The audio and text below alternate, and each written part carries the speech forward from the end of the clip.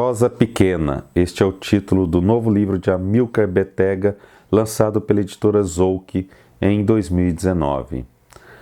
Amilcar é um escritor gaúcho bastante premiado. Já venceu o Prêmio Açorianos, o Prêmio Portugal Telecom, hoje conhecido como Prêmio Oceanos.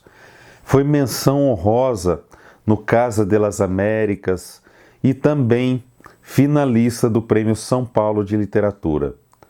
Um baita currículo e não à toa, Amilcar domina as técnicas da escrita como poucos. Este livro contém 69 textos breves que o próprio autor não quis classificar como contos, mas como ficções breves, como prosa. Isso se deve, segundo o próprio Amilcar, ao fato de nem sempre os textos terem um desfecho, como é obrigatório nos contos.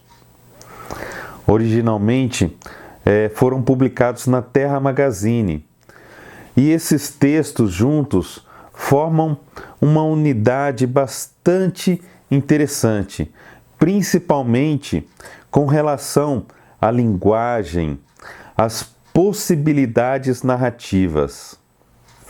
É comum que apareça nos textos deste livro um pintor, um fotógrafo, como personagens principais. Essas escolhas não são por acaso. As narrativas são construídas como se buscassem esse retrato, essa pintura. As cenas são muito valorizadas, os pormenores, os detalhes.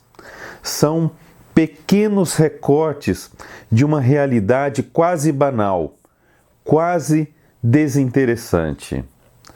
Mas a forma com que esses desenhos são feitos é precisa. O leitor fica esperando o que vai ocorrer, mas nem sempre algo ocorre. E é essa expectativa que dá um grande valor à obra. A escolha por fotografias ou pinturas dá uma ideia de imobilidade à cena, mas não é bem verdade. Mesmo na fotografia, mesmo na pintura, há uma certa ação, há um certo dinamismo, mas mais sutis do que na própria realidade. O autor manipula histórias, personagens, manipula o próprio narrador e acaba por se manipular. Assim, não raro, um tema permeia todas as ficções, o próprio fazer literário, os limites da atuação do autor e do narrador, e também dos personagens.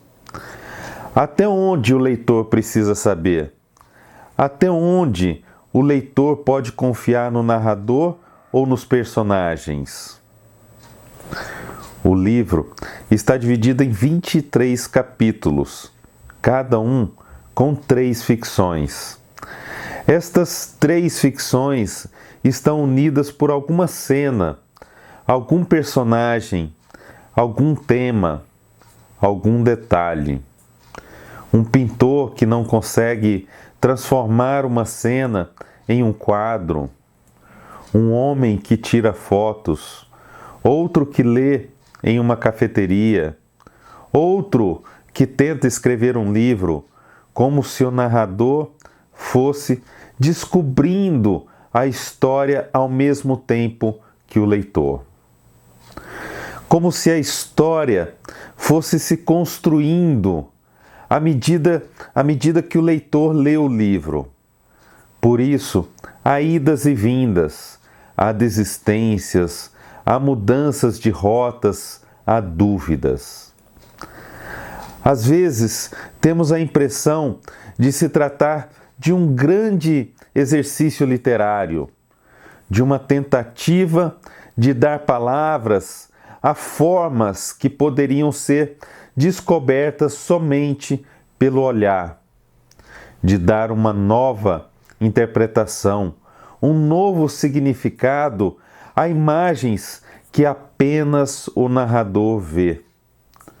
O que se quer é que o leitor tenha essa mesma sensação de perceber algo valioso nas pequenas coisas.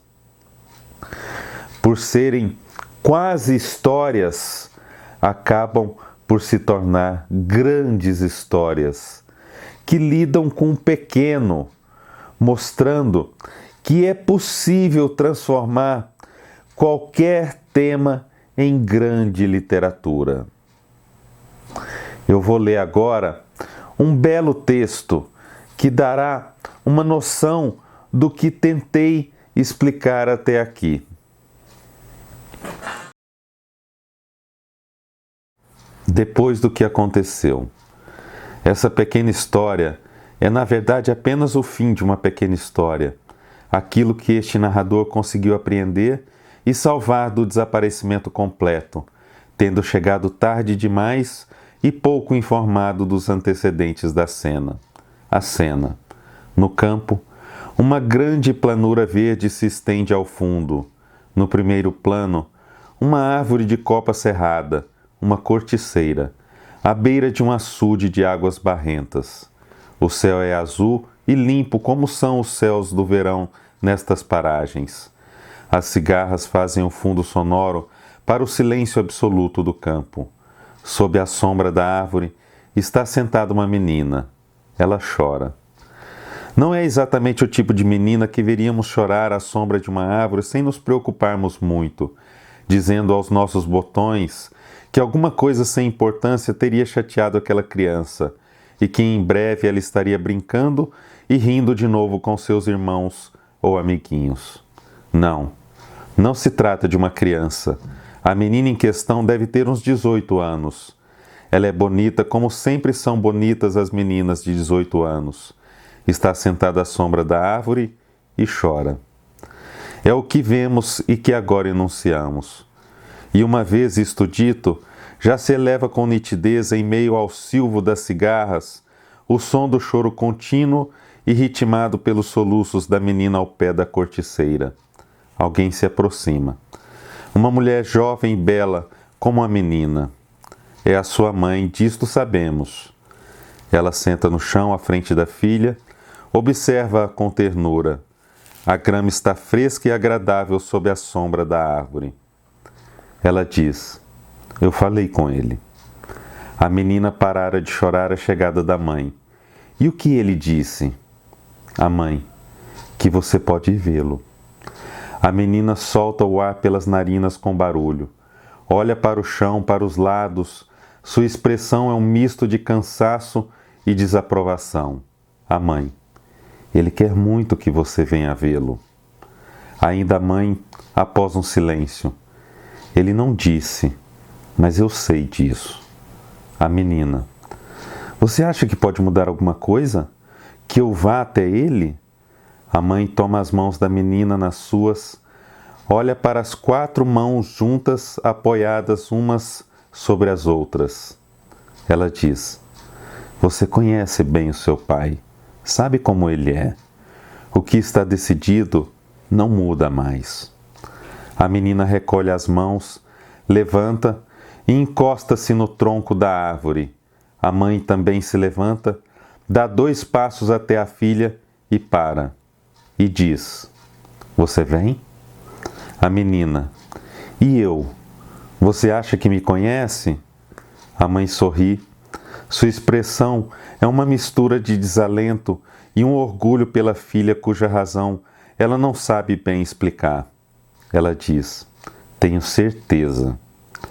Dá outro passo e abraça a garota que pousa a cabeça no ombro de sua mãe, que chora em silêncio. As 2 mulheres permanecem assim, uma junto à outra, abraçadas e unidas no mesmo drama familiar, cujas dimensões e detalhes não nos foram revelados, mas que agora está aí, sob esse céu azul de verão na imensidão do campo, tendo ainda por testemunhas a corticeira, as águas do açude e todos que chegamos até aqui depois do que aconteceu.